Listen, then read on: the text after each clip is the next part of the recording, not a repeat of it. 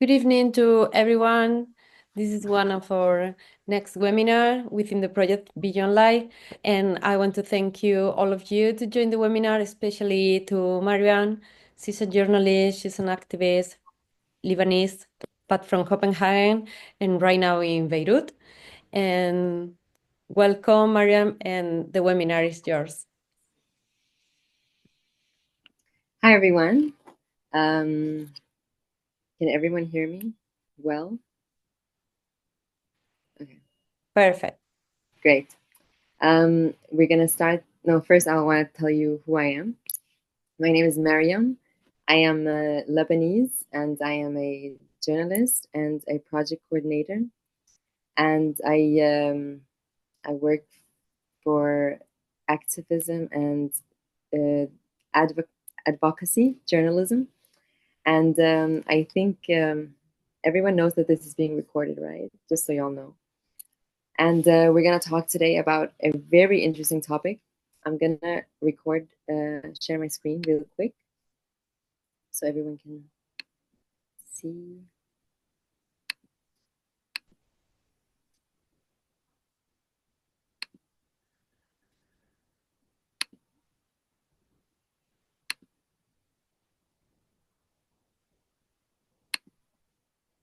Oh.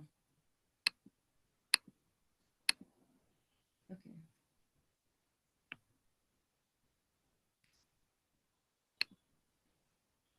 Great. Can everyone see the presentation slides? Is anyone here? Can anyone just like raise a... Okay, great. Great, thanks. All right. Okay, so the topic we're going to talk about today is speech on trial, freedom, hate, and global controversies. Okay, so why it's important that we talk about freedom of speech and hate speech nowadays is because obviously there's a lot going on in the world, and it's very, very important that people follow up on what's happening. And because we're living in such a polarized society, the topic of freedom of speech and the topic of hate speech has become very, very popular nowadays. And people are more specific about how we use the terms and how we identify words in the terms.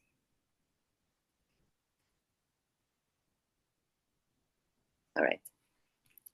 So this is what today's webinar is going to be about. First, we're going to do an introduction on why hate speech and freedom and free speech matters today, the definitions of what they are. We're going to give some examples of some case studies, examples of hate speech. And we're going to talk about hate speech and freedom of speech on social media and how the moderation process is going.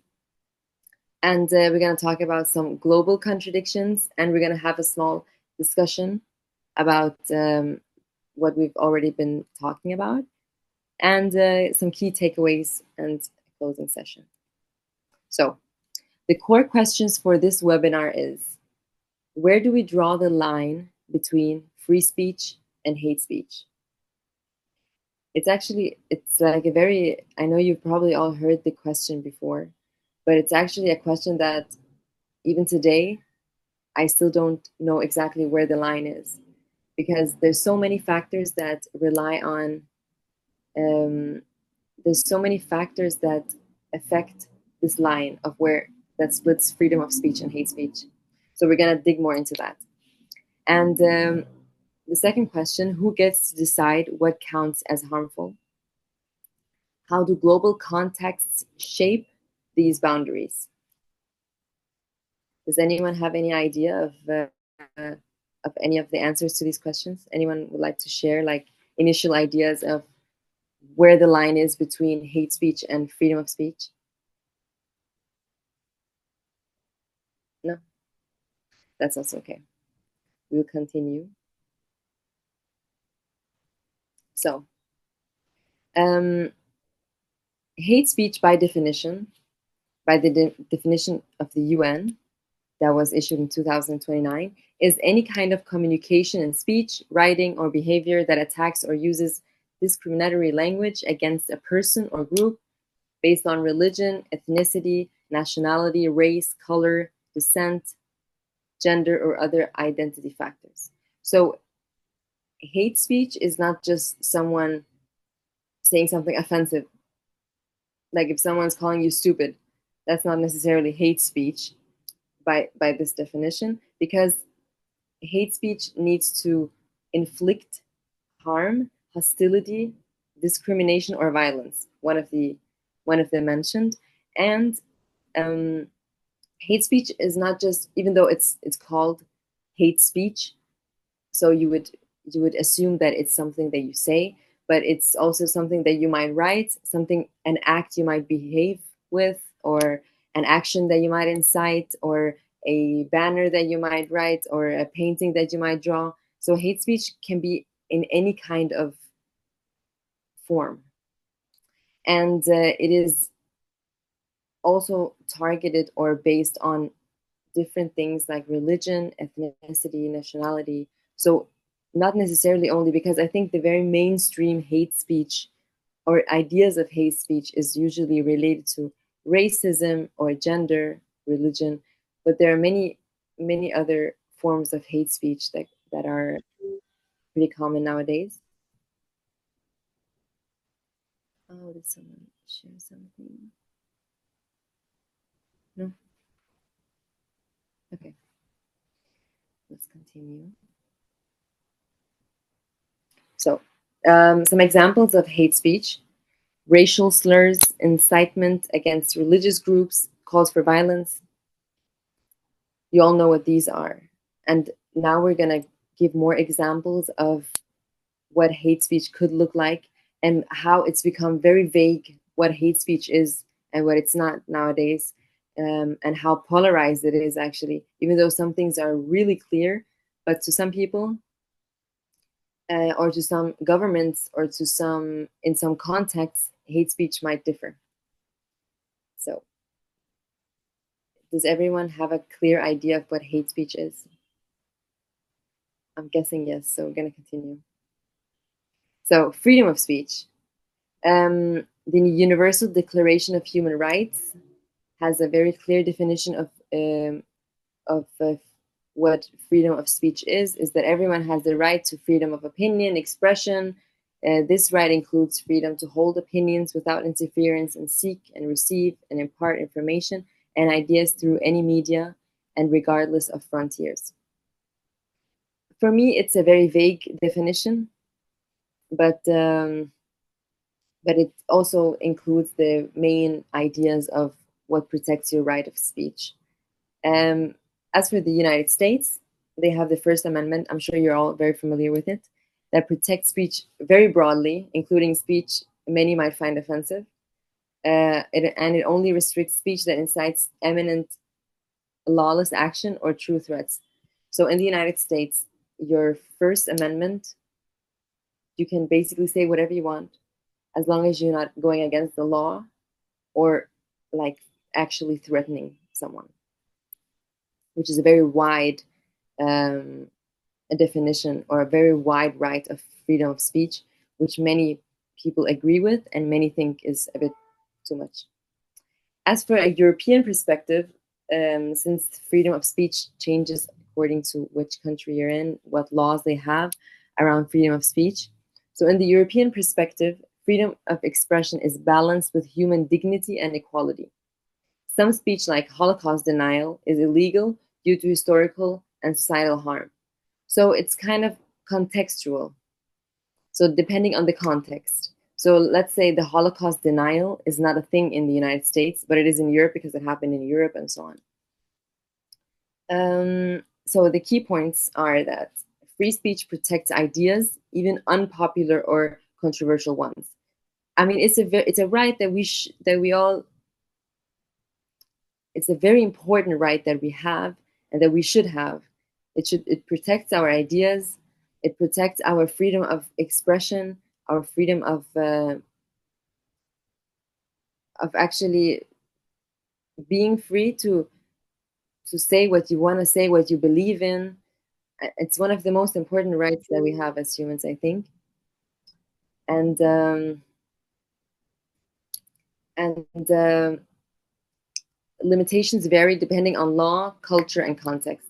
So in some countries, freedom of speech and hate speech are different from other countries, depending on the form of government that they have, depending on how religion is affected in the society, and depending on the economic and military situation, depending on many things, and on culture, on context. Some things can be said in some places and can't be said in other places, not just by law, but by societal norms.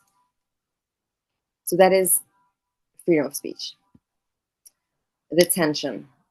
So, to sum up, freedom of speech protects dissent, political ideas, and minority voices. Hate speech laws protect vulnerable groups and prevent violence. So, what are the key challenges in this discussion? Political slogans, protests often fall in a gray zone. So, if I'm protesting for anything, it could be political. It could also be anything else. But I think political is more frequent. That you have this gray zone.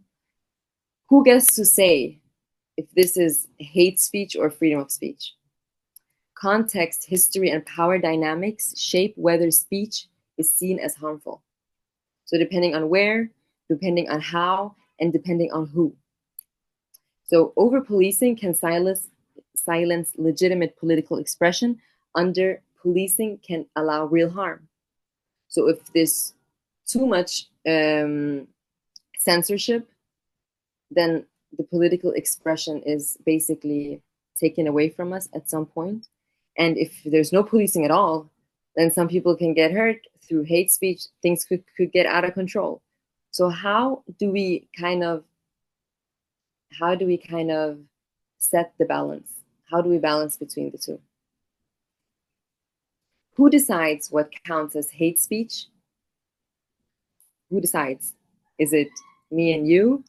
Is it the government? Is it the law? Is it the European Union? Is it Meta? Who decides? And should context, intention, or impact matter most? Does anyone have any idea or can guess? Or what do you guys believe matters most when it comes to hate speech and freedom of speech? Is it the context in which the thing is being said or done? Is it the intention behind the person that is saying it or doing it? Or is it the impact that it's having after the person did or said something? Would anyone like to share?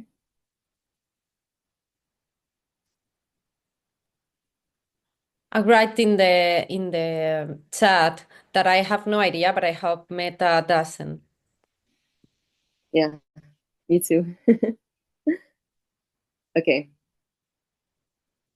So I would say the impact. Sorry, I didn't present myself. So I'm Diogo, the guy on that photo, and I would say the impact, because everything we say is political. So depending on the context we say, also, it might produce really bad events. But it depends on how you say it and the context you say it. So I would say the impact. It's one of the main things for me, at least. mm-hmm. I agree. I think the impact is the real thing that's happening, the real effect of what you're saying. So I think all of the three are equally important, but I agree that the impact is maybe the most rigid thing, that it's the real outcome that we see after. Yeah. So I'm gonna give some case studies about 3 case studies actually. I will start with case study 1, which is Free Palestine. So as we know, it's a very controversial topic. No, it's not. It's a very clear topic, and it's very obvious what's happening in Palestine today. And it's it's horrible. There's a genocide, and I'm not going to go into that, but just a little background. So a lot of people who support the freedom of Palestine, they call for justice. They call for the liberation of the country. They call for the end of the apartheid. They call for the end of the genocide. They use these terms because words matter. So their point of view is that by saying Free Palestine, this slogan, it is a call for justice, a call for human rights, and a call for self-determination. However, on the other hand, some people who are critical around the slogan of Free Palestine, they perceive it as anti-Semitic, the denial of Israel's right to exist. So in this discussion, we have two sides: people calling for the freedom of Palestine because they're human beings, that their land have been taken from them. They call for them to be freed from terrorism and so on. And then there's someone on the other side who's saying that saying Free Palestine is perceived as anti-Semitic. I guess everyone is aware about what anti-Semitic means, which is hate towards Jewish people and the denial of Israel's right to exist. So an example is Germany, 2023 and 2024 and today. Pro-Palestine rallies are banned, and protesters are being beaten on the streets. And I'm sure you all see these videos because they're very widely spread as much as the algorithm allows. And why does the government in Germany think that saying Free Palestine incites anti-Semitic risks? So in this case, it's Germany, and Germany has a history in because even the term anti-Semitic or anti-Semitism, it emerged during the World War II and the Nazi Jew War, and there was a lot of hate on Jewish people and so on. So in this case, the context and history of Germany has a big effect of why they would call Free Palestine as hate speech, or ban it, like legally ban having Palestinian flags. So then you might ask yourself, okay, where's the freedom of expression? I mean, I'm an activist, or not just an activist. Let's say I'm just a normal student, and I think what's happening in Palestine is super bad, and I want to go on the street and I want to express these feelings that I have, but I'm not allowed to. So is my freedom of expression here taken from me? And what about the Jewish people in Germany? Might they feel unsafe with this, with these protests? Would they feel unsafe with I don't know, with the word Free Palestine, or some Israelis maybe in Germany? So these are the questions that you might ask yourself when you are thinking about the line that splits hate speech from freedom of speech.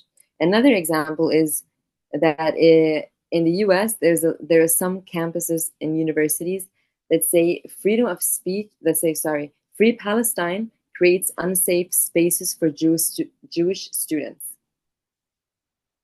So how can we protect these students' freedom of speech? So how are they supposed to express their freedom of speech? By expressing their frustration in what's happening in Palestine, but at the same time having to deal with administration and law and a lot of difficulties that is kind of pushing them into silencing them due to having other Jewish people feeling unsafe at the campus.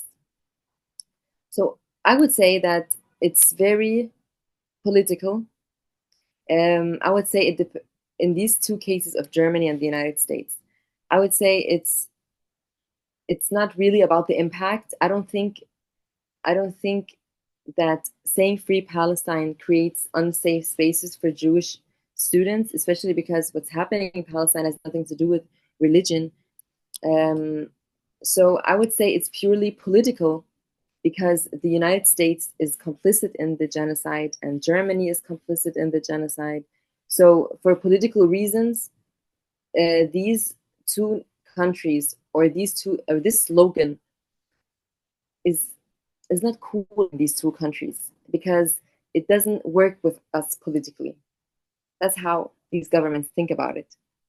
I want to give you a personal example that I had when I was in Copenhagen. I was in, I don't know if someone knows Tivoli. It's like this big amusement park in Copenhagen. And one of my friends was wearing a Free Palestine t-shirt and was kicked out of the amusement park because the guard said you're not allowed to have any political, I don't know, merch. So no politics in the amusement park, no political expressions.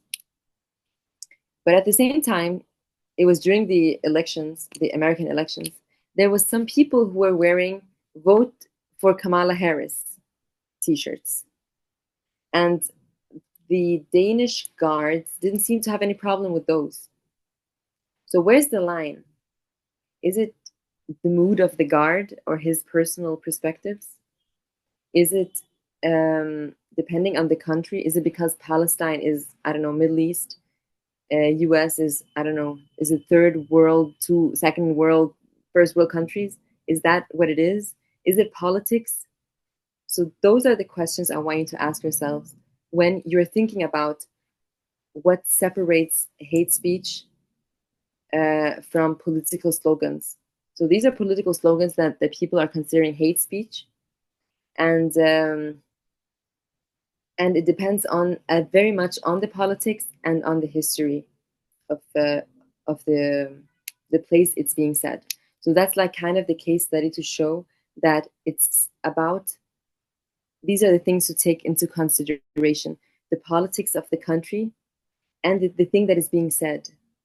So the context, the history, and of course the people in power.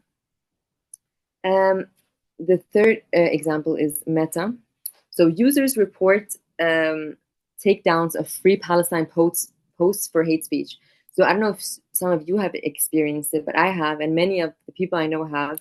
When you share about what's happening in Palestine, you share about children being killed and just horrendous things, like things that are actually happening, like that are happening to nowadays in 2025, like real slaughter and murder, and words that maybe is not the best words to use in a webinar, but are words that need to be said, and words that need to, and videos that people need to watch, and realities that people need to open their eyes on.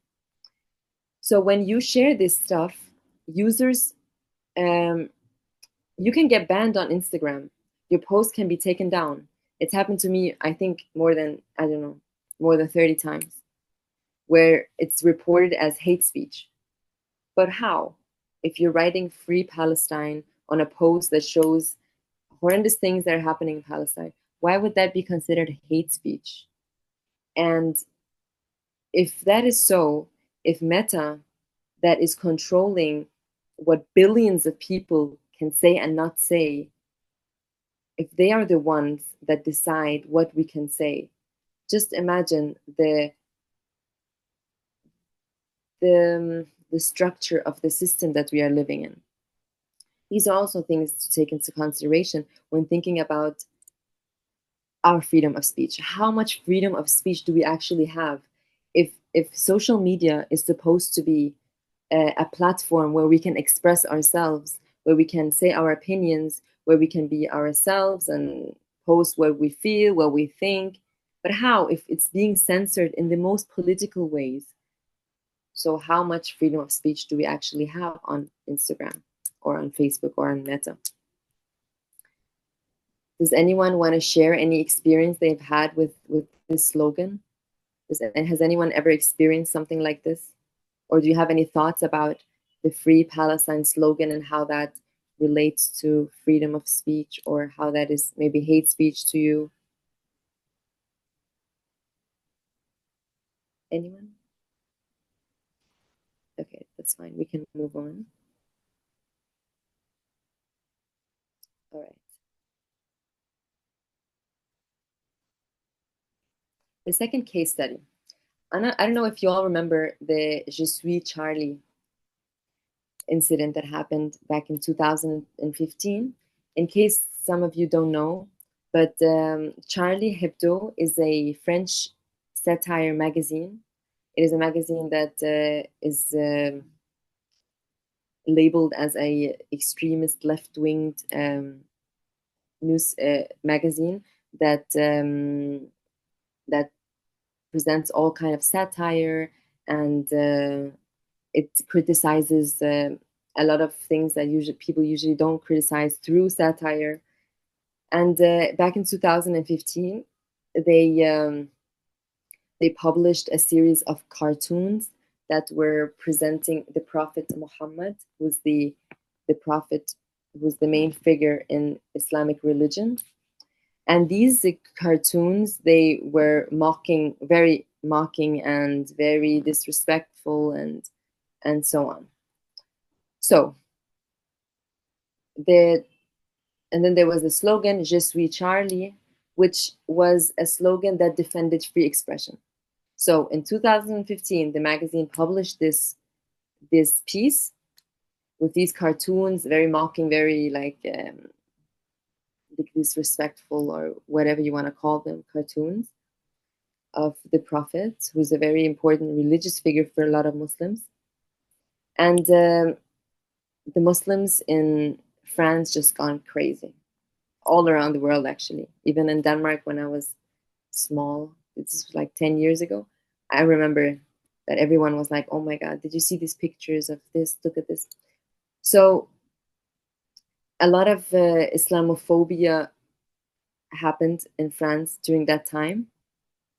And the slogan Je suis Charlie came out because, on the other hand, a lot of people in France and around the world, they said, no, like, this is freedom of expression. This is satire. This is a kind of art. I'm free to draw and paint and publish and express whatever I want. So in this case, where is the line between hate speech and freedom of speech? So a lot of Muslims were very offended with this. They thought it was disrespectful to them, to a person that for them is holy. And on the other hand, this is a magazine. They want to criticize everything. So why can't they not criticize Muhammad? So the critics, they saw that cartoons mocked Islam, so they called it Islamophobic hate speech. And the supporters, they defended the satire, the secularism, and freedom from censorship.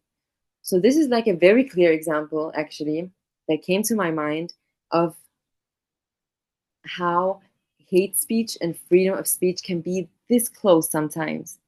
And depending on the context, on the history, and on the politics, always on the politics, this line can be drawn. So this is something to think about.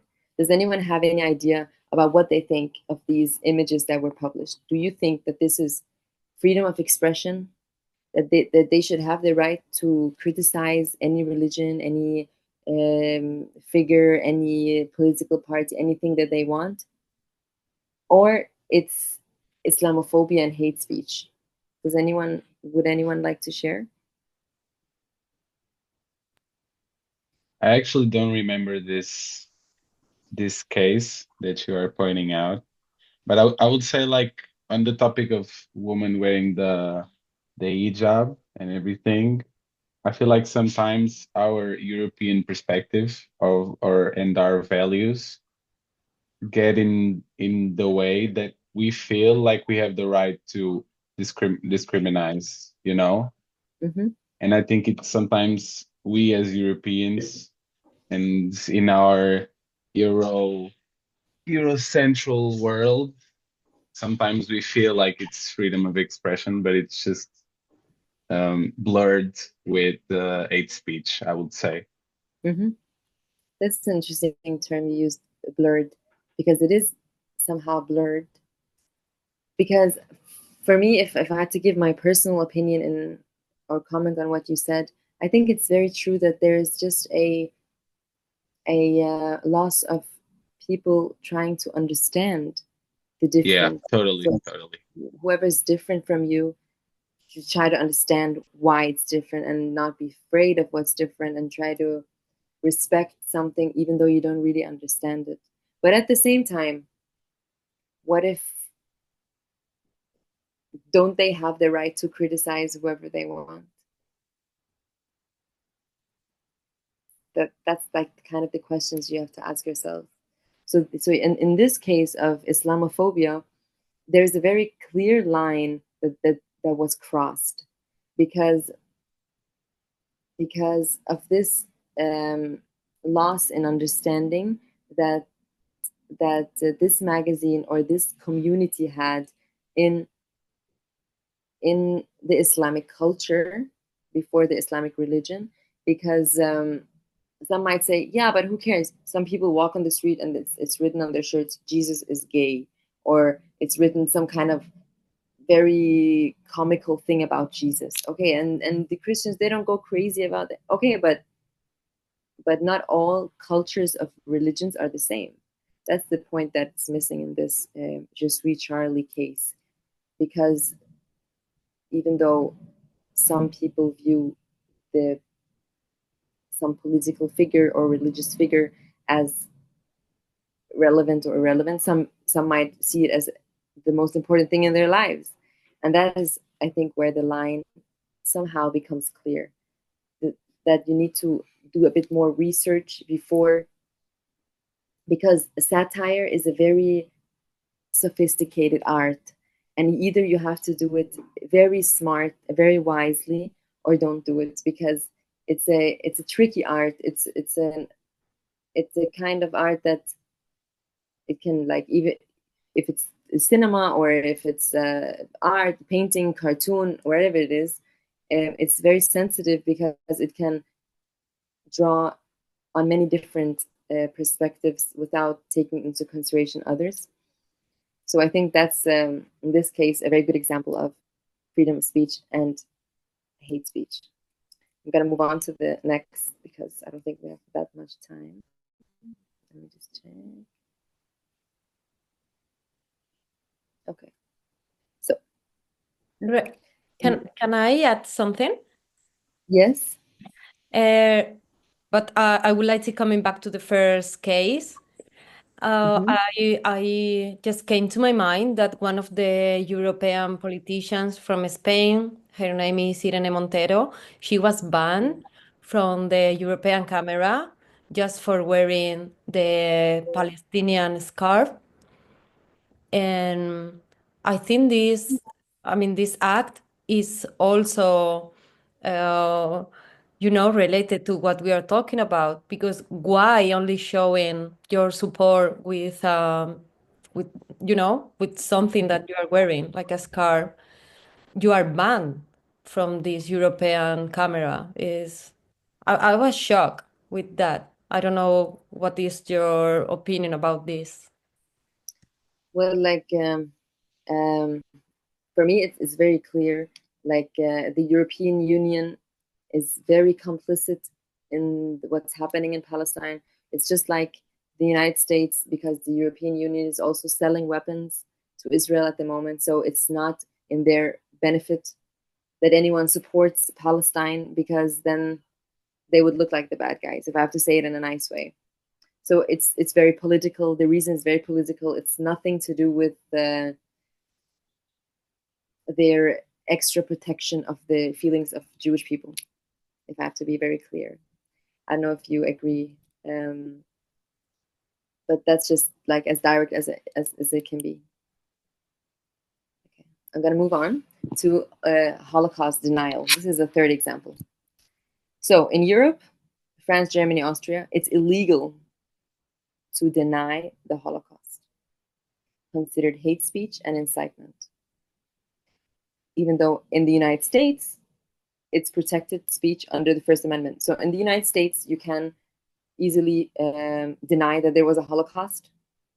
So this is just an example of how the context or the country plays a very important role in what is considered hate speech. So maybe if the Holocaust had happened in the United States, it would have had similar laws to Europe, or the other way around. The fourth case study is the Black Lives Matter movement.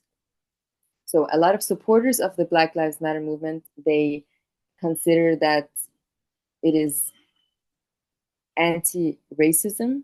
So the slogan or the term Black Lives Matter is anti-racism. It's demand for justice and equality.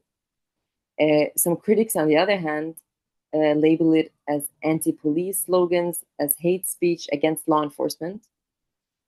And internationally, Black Lives Matter protests are restricted in some countries since it's considered dangerous speech. And I don't want to go into like what countries and why, but if you can only imagine what countries and why, due to the history of the history of slavery, and to the history of imperialism and colonization. So I think it's very like clear what countries might not like for Black Lives Matter protests to be taking a lot of noise in the country and in the street, due to history, due to also complicity, just like in Palestine, just like in the Holocaust. So, social media and moderation. So, platform policies like Twitter, X, TikTok, they restrict hate speech,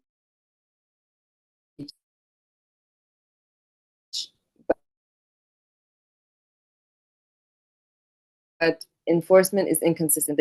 They can't come to your house and arrest. What they can do is restrict the hate speech within their platforms. And the Palestinian activists report censorship, while extreme hate speech often stays online. A lot of hate speech, very extreme hate speech is very present on social media. Forms of extreme bullying, forms of imperialistic language, forms of racist language that has become the norm nowadays. It's like there's a system that's trying to normalize a lot of very, very dark language. And it's not being censored online, but Free Palestine is censored, and a lot of other things are censored that are not. Yeah. Algorithms often silence marginalized voices. I think this sentence is very, very important.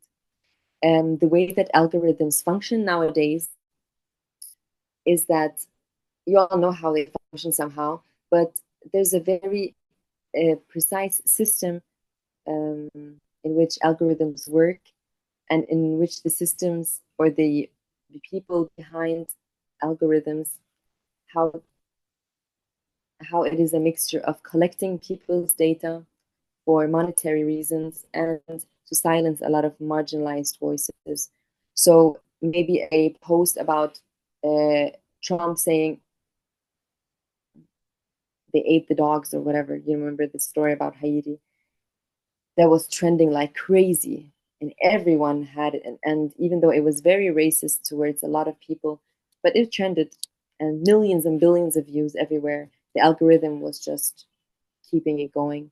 Although a lot of things like what's going on in Sudan, for example, what's going on in a lot of places in the world, they don't trend that much. Even here in Lebanon, like where I am currently, there's Israeli airstrikes almost every day, but the media says nothing about it. The algorithms don't push this kind of news forward. So algorithms often silence marginalized voices.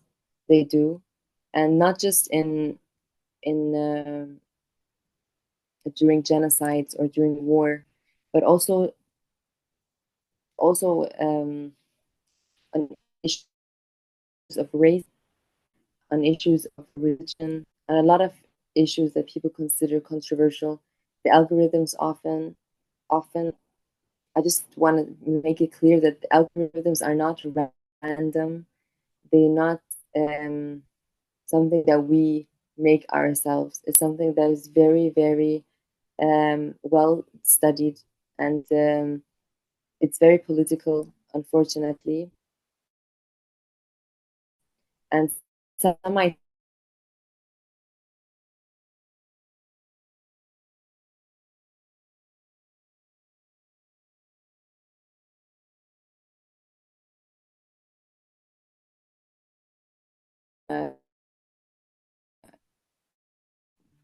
I'm giving conspiracy theories, but I'm not. This is the truth, and um, that's why it's very important that we try to algorithms very well, and so we can try and them to our benefit. And when it comes to hate speech or freedom of today and every day, and some are, I don't know, just any kind of political slogan, private companies or the capitalist system in which private companies have the authority to decide what millions can or cannot say is also a very important factor in distinguishing between hate speech and freedom of speech. So it depends on the company, the people behind the company, the people who are funding the company, the political opinions and political the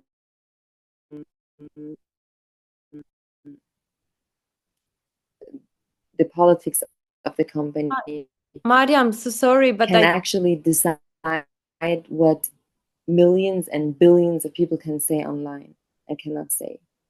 So that puts our freedom of speech in danger, and also protects hate speech, and also protects people from hate speech. But at the same time, just like we've been discussing, hate speech is not hate speech in all contexts and history, and it's not the same. Private companies decide what millions can or cannot say is also as important as the algorithm. It's something to make us think. Yes. Hello. I was talking about because sometimes we lost you a bit.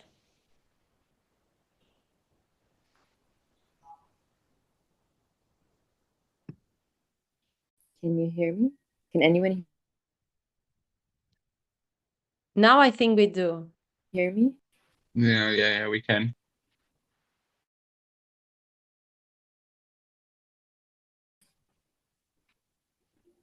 No.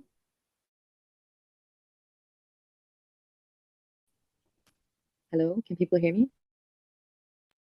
We can, but it's really unstable. Sometimes we can, other times we can't. Did you miss a lot in what I was saying? I don't remember where it stopped. Can anyone? You were talking about the algorithms. I'm really sorry about this, but I'm currently in Lebanon now, and the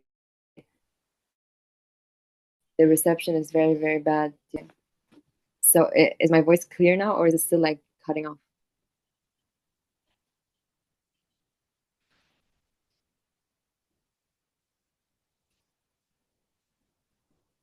Hello?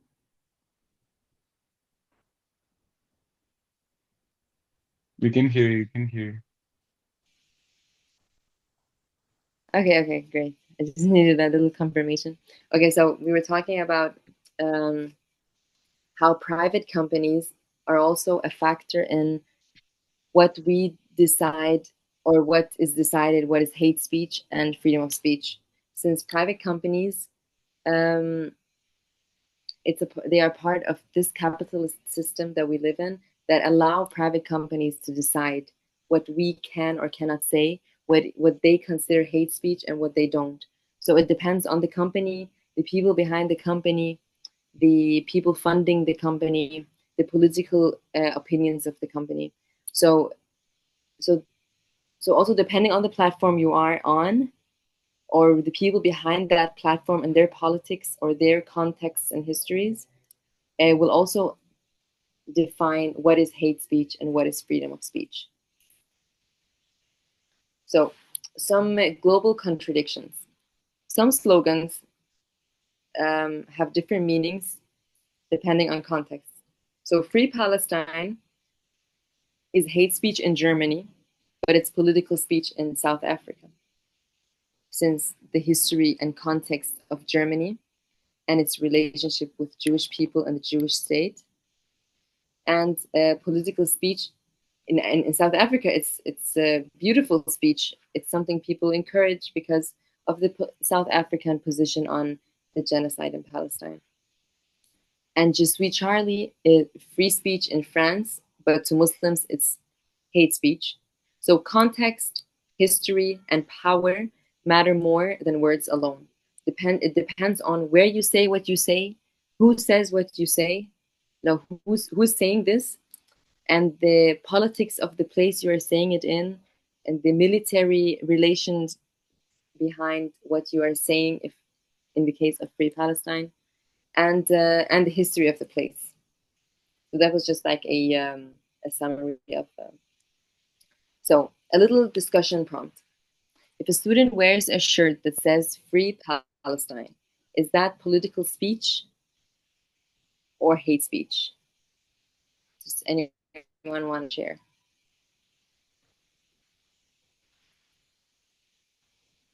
Anyone? For us, at least in Portugal, like you said, the context, I would say it's political speech. Mm-hmm. But yeah, that's just our context, I would say. But for some people, they might interpret as hate speech. So it depends on who's receiving also the message, Mm-hmm. I would say. But I think objectively in the law, it's political speech. Yeah. Mm-hmm.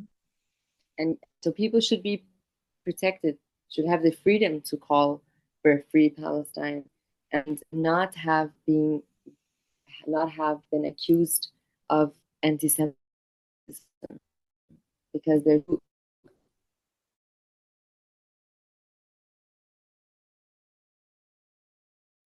things that are not related to each other.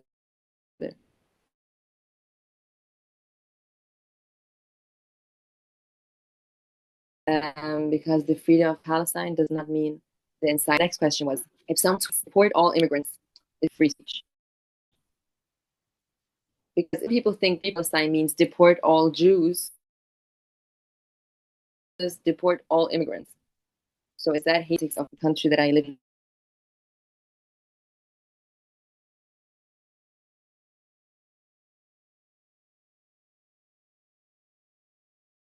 The country that has many people population in the country was about 2 million Syrians that came,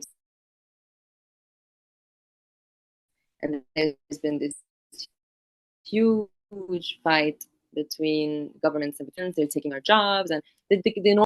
If I was to ask someone on the street, not everyone, but some people maybe, would you consider this free speech or hate speech? They would say it's free speech. They would say, we are a country who's going through war and economic crisis and inflation, and we don't have capacity for immigrants. Maybe this free speech. In other places, go and you ask, is that deport all immigrants? They might say, yeah, but you guys have money, you have a good economy. Why can you not host immigrants? And immigrants are working, and this is hate speech. So to answer this question would also depend on the context. To some people, the context, the country, the history, the politics, the situation that these immigrants are in, the country that is hosting them, who is saying it. Is it a neighbor? Is it a politician? Is it a, you know what I mean? To some people, it's such a big hate, like no discussion around it. Some people, it's free speech. So this was just two examples of how thin the line is between hate speech and free speech. So the key takeaways of this webinar is that hate speech is not just offensive speech. It's about incitement to harm. Hate speech is something that causes huge side effects. Hate speech is something that is very serious. It's something that is it's something that people should be very careful about, because hate speech doesn't just hurt feelings. Hate speech creates wars. It creates civil wars.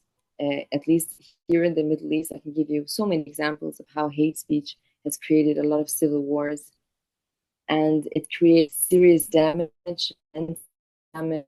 It creates a split in the society. It creates polarization.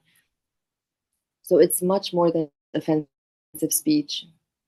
And freedom of speech is not absolute. So the people think that we here in Europe or whatever, we live in democracies, we can say whatever we want to say. Not really true. And what we want to say what we want to say on the street. Can we say what we want to say online? Depending the laws worldwide. So in the you can say something, you can't say something. In Europe, you can say some things, you can't say some things, and political slogans ones when it comes to speech and freedom of speech, because often the organization that people will never agree about what is hate speech and what is freedom of speech. The boundary between hate and freedom of speech is shaped by context, power, and history. So it's about the politics, it's about who's in power in the country, and the geopolitical relationships of the country and what is being said, and the history of the country, and the context. The context is also very, very important. So that was the webinar for today. I hope it was good for everyone. Does anyone have any questions? Any comments? Anything someone would like to correct me with? Someone would like to ask, clarify, or anything like this? I hope this was a wake-up call for you and for me and for the people you might talk about this to, that it's very important that we think about what we say, where we say it, because the words can damage, actions can damage. We should be intentional about what we do, especially in the time that we live in right now, where there's genocides going on around the world, and they're being live streamed. And don't be afraid to call for justice and call for the liberation of humanity from all of these systems that we live in. And yeah, thank you all very much for sticking around. And if no one wants to say anything, does anyone want to share anything? You guys can hear me, right? Yeah, we can. I Okay, was I was going to ask you, what do you think it's the path we are going? What do you think, like, moderation will win at a certain point? Like, I don't know, I feel kind of lost with this polarization right now that we are feeling. And did you say moderation? yeah, like the middle, the in between, like, where do you feel that we can establish a point where we respect human rights? And because because it's kind of weird times that we are living. Yes, it's definitely weird times, but at the same time, it's not. At the same time, things aren't that complicated as the media tries to make it look like it is. And sometimes, at least for me, the truth sometimes is very clear. And all we have to do is read and make ourselves very aware about things that are happening around us, and not just the society that we come from or the context of the place we live in. But it's very important to read beyond your borders, like they say, because I mean, I think we are, as much as I understand what you mean, that we're in complex times, but we're also going back to basics. It's like today for me is like a power between what's good and what's evil. Where humanity is, like it's a fight for humanity, and not just when it comes to war and genocide, but when it comes to everything, to social media, to technology, to how much we are able to think alone by ourselves. It's a really a fight for humanity. I don't know if that answered your question, but I also don't have the answers, but this is always what I think when I think to myself about these things. That it's not complicated. Sometimes the truth is very clear, but there's a lot of people that are trying to hide it. It's just like being a bit more focused, and we're so stimulated all the time and overstimulated that it's hard for us to think clearly and focus on what's right and what's wrong. And yeah, thank you guys for today. Is there any other questions or comments or anything anyone would like to share? Okay. If not, thank you, Diogo, for your interactions. That was really nice. And to everyone who was here.